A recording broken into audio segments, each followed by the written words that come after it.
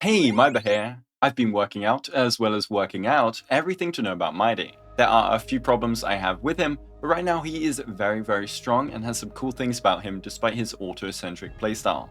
I'm going to go through his abilities faster than usual of course, but I will be going in depth into why his kit is really strong outside of just scalings, and then pool value. Then my calculated Eidolon gains, best builds, stat goals and more are all to come later, and of course finishing with teams and synergies.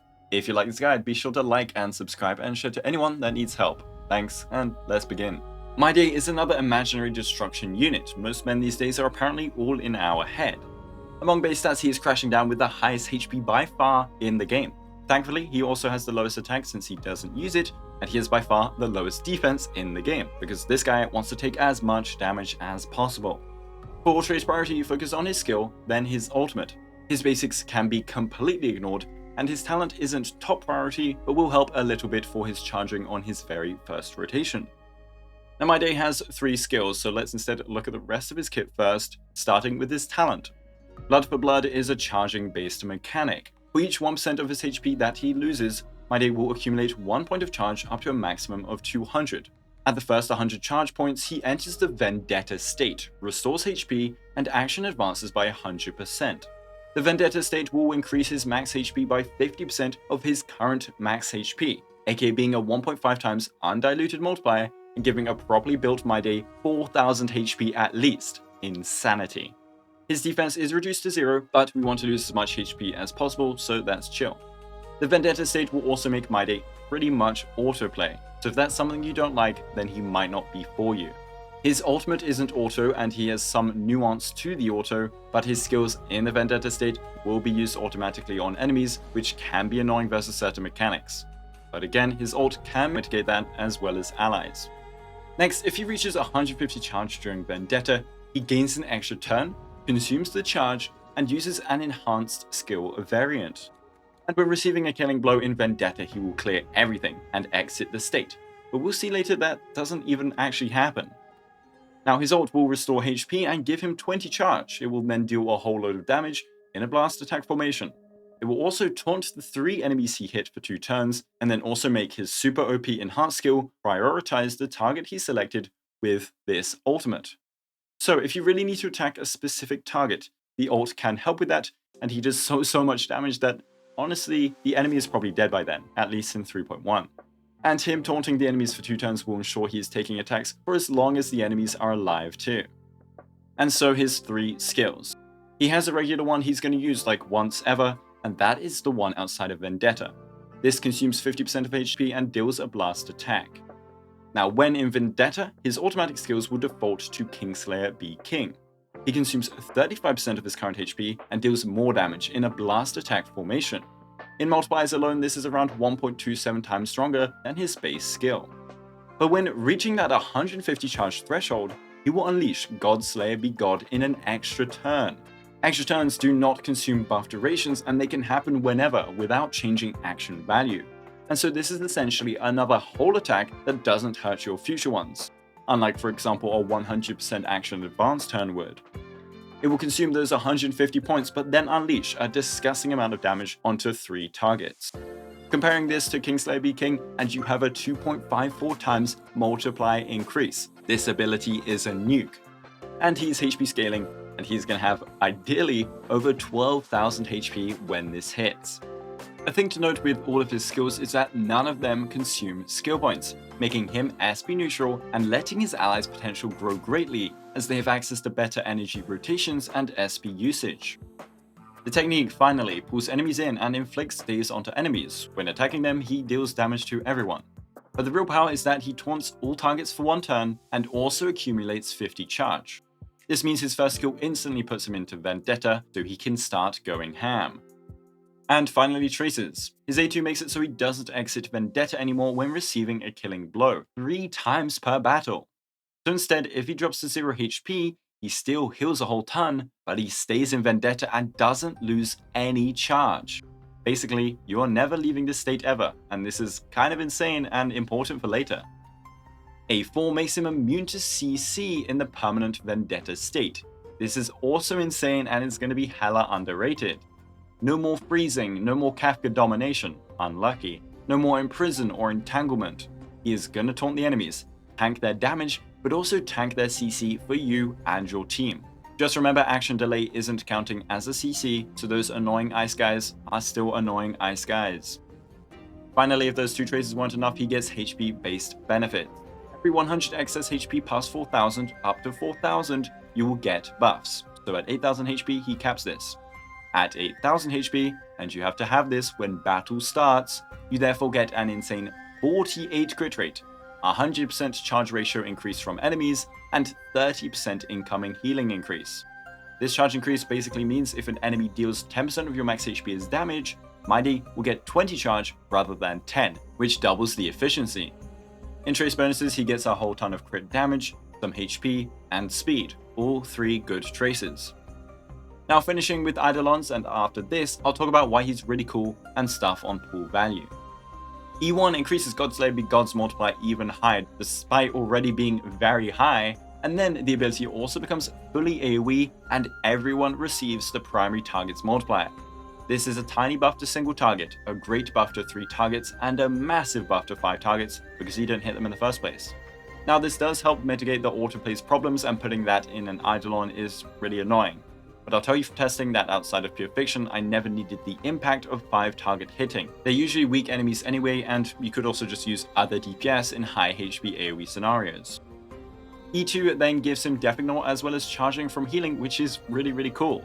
So losing HP gives charge, but now healing HP gives it too. It has a max of 40 points per unit taking action, but this will give him many more Godslayer Be Gods, and it also makes sure you want to sustain.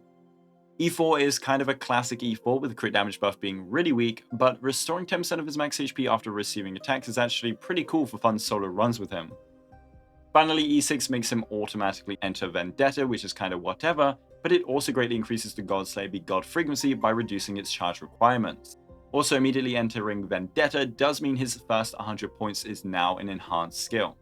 Here are the Eidolon gains I've calculated in 3 targets for my day.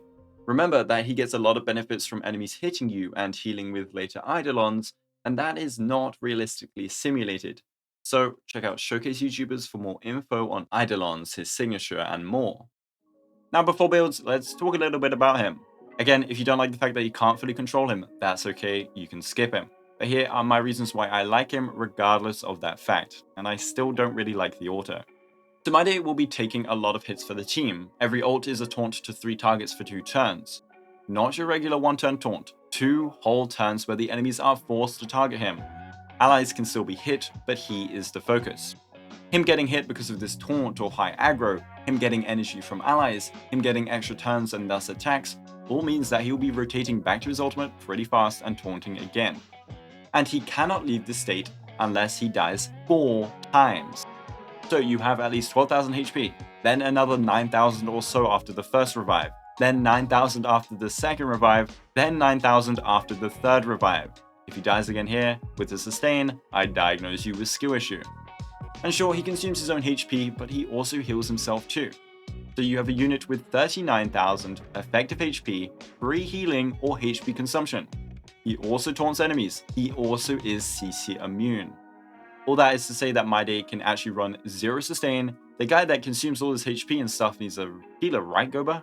Well yeah, most of the time. But here's me running RMC instead of sustain. And here's me running Jiansho instead of a sustain. And then I thought people would complain about 3 premium supports, so I decided that the real way to showcase sustain as Mighty is to make sure the sustain slot is completely empty, while still 0 cycling Kafka. They're all E0S1, Mighty's gear is Baller. The MOC buff helps him out, but there's no Eagle set or Dance, and there's a slot missing anyway. I recommend running with 2 supports for him and a sustain, but he has a high ceiling sometimes when you run no sustain. Running no sustain should normally mean more damage, but he does consume current HP on his skills, which does mean that he gets less charge from his own abilities. But in cases where enemies attack a bunch, which gives more charge than his abilities anyway, and provided you can clear fast enough before he dies those 4 times, then why not run 3 supports? He's probably the safest 0 sustain user because of those revives. Him healing every time he revives also benefits that current HP consumption anyway. For a final note to my day, I thought I'd rank him in game modes to give you an idea of pool value. He is one of the best DPS in MOC, up there with Aglaya and the Herta. I think in Pure Fiction though, he is very underwhelming, but maybe someone has found a dream comp for him. I tried many, but only reaching around 31k at max. At E1 he's much better there, but that's E1. And Apocalyptic Shadow, he's decent. He's not the best, but he's better than most, and that's testing him against a boss he cannot break easily, aka the Banana Boss. That's the only one we have on the server, so I think he can actually do much better when versus other bosses, and I'd wait for showcases versus them too. But this does show the fact that you'll need allies to help mitigate his autoplay, and you'll need to use his ults correctly versus certain enemies. Finally, he also really wants his S1. Now for builds, he is really simple. The brand new Scholar set is his best as he is all about skills and ultimates, and skills after ultimates. The next best option is Longevous or 2-piece combos, but Scholar is such a good domain, go farm it. His best playnars will either be the new Bone set or Rutilant Arena, pretty straightforward stuff. Main stats, however, are a bit spicy because he gains a whole lot of crit and needs a whole lot of HP. He has a specific amount he wants to hit. So for his chest, he will usually want to run HP. 48% crit rate in his trace, 37.3% crit damage in stat bonuses, and his best allies will give more crit rate and crit damage. And again, that A6 trace is a must to maximize on top of benefiting his scaling. This is basically like a Venturine running Death Chest, even on a damage build, but even more so, because his allies are buffing him so much. For other main stats, you want Speed Boots, then HP Orb and HP Rope. If you hit over 8k HP, then you can consider swapping your Orb to Imaginary Damage, or Body to crit damage for maximum power. Remember though, HP scales way more than usual even past that 8k HP threshold, as My Day will multiply his maximum HP by 1.5 times when entering Vendetta. Your main stats can swap around depending on what you run, but just make sure you hit that 8k HP, and speaking of that, stat goal time. Before entering battle, you'll want at least 8k HP, I've said that so many times now. You'll then want 100% crit rate in combat, it should be pretty easy, and then you'll want a bunch of crit damage, but again, RMC and or Sunday, even Sparkle provide plenty. Speed most of the time should be 134 or 135, with base speed only being run with hyperspeed advanced support. Now Lycones, his S1 is probably Acheron tier. Fei Xiao, Firefly, Jade, the Herta if your team is fine on SP, Aglaya since she doesn't always need the speed. These gamers can ignore their light cone. But just like Yunli has aggro, Acheron has an extra debuff, well, My Day has an extra kit mechanic in this light cone that makes it much stronger than your usual limited 5-star. This is a warning for those pulling him. He's strong without it, but it is by far his best. You get the highest base HP on a cone, then max HP, then incoming healing buff, which is okay, but then you consume HP when using skill or ultimate, which is a whole extra addition to the base kit and benefits his charging power. Remember, his ult normally doesn't consume any HP, and it is max HP consumption, not current HP, unlike his skill. Furthermore, you'll get a 60% damage buff to the attacks that consume HP, and this 6% max HP consumption will trigger this damage buff. Blade's cone will be second best, and otherwise the destruction HP cones or universal cones are all that's left. It doesn't help that he's HP scaling, so he doesn't have much for other options. And finishing with teams and synergies. His absolute best first support will be Sunday. More turns is more HP consumption, and thus more charge, and thus more God Slayer attacks. More turns is also just more attacks in general. Sunday also has the best hyper buffs in the game right now, which helps out and lasts for multiple turns, so you don't really have downtime. The added energy is really nice for helping his God Slayers target exactly who you want as well. Replacements for Sunday can be Remembrance MC, who is really good too, or Sparkle on a hyperspeed setup with base speed My Day. Your second buffer can be RMC or Sparkle again, but that leads to a lot of turns from My Day, which consumes a whole lot of HP, which can reduce his HP consumption effectiveness. Having so many turns also weakens buff uptime, but if you had to choose a combo, RMC and Sunday are pretty good. Now instead, your second support can be a high uptime, high power, damage amper. All these turns with your first support being an action advanced buffer will kinda want your second support to have permanent uptime. Ideally, they also have unique or rare multipliers, and they need to especially not focus on attack buffing. So here, the best is Tribi, but Jiaoxiu is pretty close, and Pella is an okay final option, but there I just run RMC instead. And for sustains, your best bets will be Luocha or Gallagher. Gallagher has the highest impact healing per My Day turn, as every target hit further stacks the Besotted healing. So although he consumes a lot of HP, if he attacks Besotted enemies with tons of blast attacks, then he's healing it back up anyway. Luosha instead offers healing for the whole team, which may be more important if your supports are lower HP or can't attack, and thus cannot use Gallagher's healing as effectively. Though on the note of that, Luosha and Gallagher can run new setups with My Day, and especially with Sunday S1.